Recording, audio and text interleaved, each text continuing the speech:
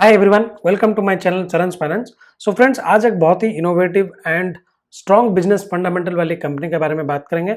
So today we are going to discuss about Borosil limited. So इस company का अगर brief introduction देते हैं, so Borosil limited is India's most trusted glassware brand since 1962। It is the market leader for consumer glassware in India, famous for high quality, performance, and beautiful design. They have simple, smart, and practical products for both home and kitchen. So in today's time, अगर हम हमारा home and kitchen का जो products use करते हैं for cooking, storage, and serving, वो ज़्यादातर products plastic से बने हुए रहते हैं. So this company is trying to provide us healthier and environmentally products in terms of glassware, क्योंकि जो प्लास्टिक से products बनी हुई रहती है, they have health concerns as well as environmental concern. अगर इस कंपनी का बिजनेस को समझना चाहे, so basically this company sells products under two business categories. Number one is consumer products and number two is scientific and industrial products.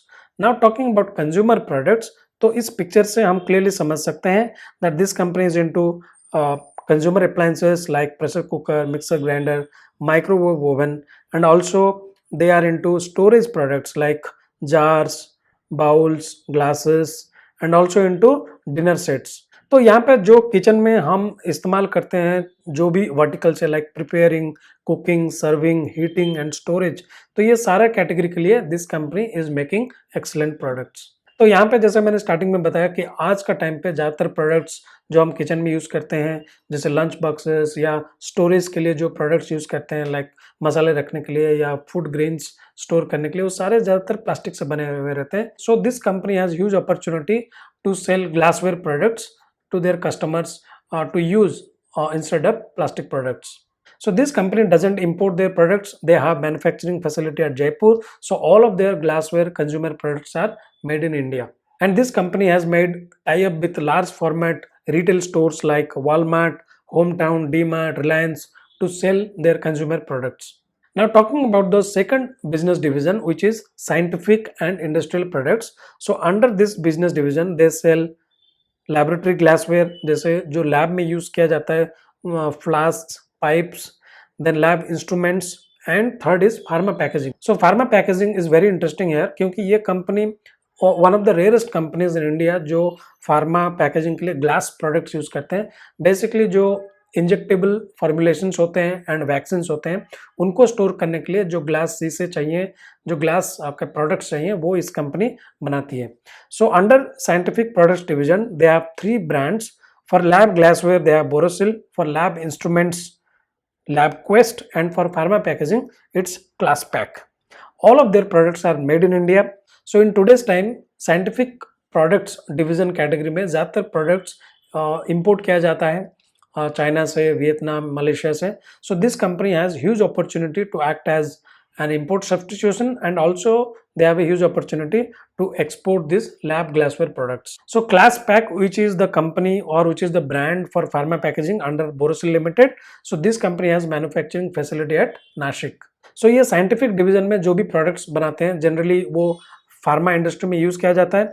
So now looking into their some key customers, they have big clients like Cipla, Lupin, Dr. Reddy, Glenmark, Zydus. So they are very strong clients for this scientific products. So this was all about their two business divisions, consumer products as well as scientific division. अगर यहाँ पे हम revenue contribution देखें, in FY22 consumer products contributed 68% to the revenue and 32% revenue contribution came from scientific division products. अगर हम यहाँ पे EBITDA margin की बात करें, तो यहाँ पे अगर हम पिछले 3 साल का एवरेज पकड़ते हैं, तो consumer division on an average पिछले 3 साल में 14% EBITDA मार्जिन दिया है and scientific and industrial products दिया है 20% पिछले 3 साल का एवरेज। तो ऑब्वियसली जो साइंटिफिक डिवीजन प्रोडक्ट है that is clearly more profitable compare to consumer products. But यहाँ पे एक रिस्क इन्वेस्टर्स को समझना चाहिए कि पिछले 2 साल में, मतलब इन FY21 एंड 22, इनका जो consumer product division as well as scientific product division, ये दोनों डिवीजन में काफ़ी मार्जिन एक्सपेंशन हुआ है। तो हमें यहाँ पे मॉनिटर करना पड़ेगा क्या आगे जाके सेम मार्जिन मेंटेन रख पाती है नहीं ये company. So this was all about their business, products division, their clients and revenue contribution. Now talking about companies financials, this company as of today has market cap of around 4,032 crore. In last 3 years, their sales growth was 32% and profit growth was 51%. So this company is growing at a rapid pace. This is a debt-free company. They don't have any debt in their books and they have cash and investments worth 226 crore. तो मतलब एक debt free high growth company है and this company has generated free cash flow in last 3 years. तो जैसे मैंने introduction में बताया कि this is a strong business fundamental वाली कंपनी.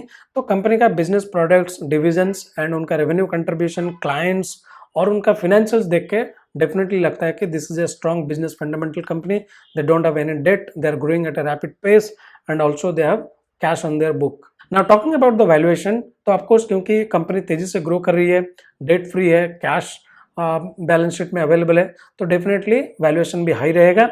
तो यहाँ पे right now this company is trading at a price to earning ratio of 44. क्योंकि कंपनी 51% से ग्रो की है, पिछले 3 साल में उनका पैट ग्रो किया है, तो डेफिनेटली वैल्यूएशन भी हाई है. बट अगर कोई मार्केट करेक्शन में ये कंपनी हमको P of value less than 30 मिलता है, then that will be a great opportunity to enter into this business. Now talking about one big news और one trigger for this company is, so this company has decided to demerge its scientific and industrial products division. So scientific and industrial product division will be listed as a separate company and the company name will be Borosil Scientific Limited.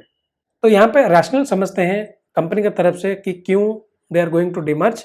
तो as per the company, जो consumer product division and scientific product division, already these two divisions are operating as a separate entity with separate teams, different operating and capital requirements है, different profitability metrics है. जैसे हमने देखा जो consumers division से उसका margin, EBITDA margin कम है compare to scientific products and they have different growth opportunities. तो डेफिनेटली ये डिमर्ज करना it's a wise decision company की तरफ से.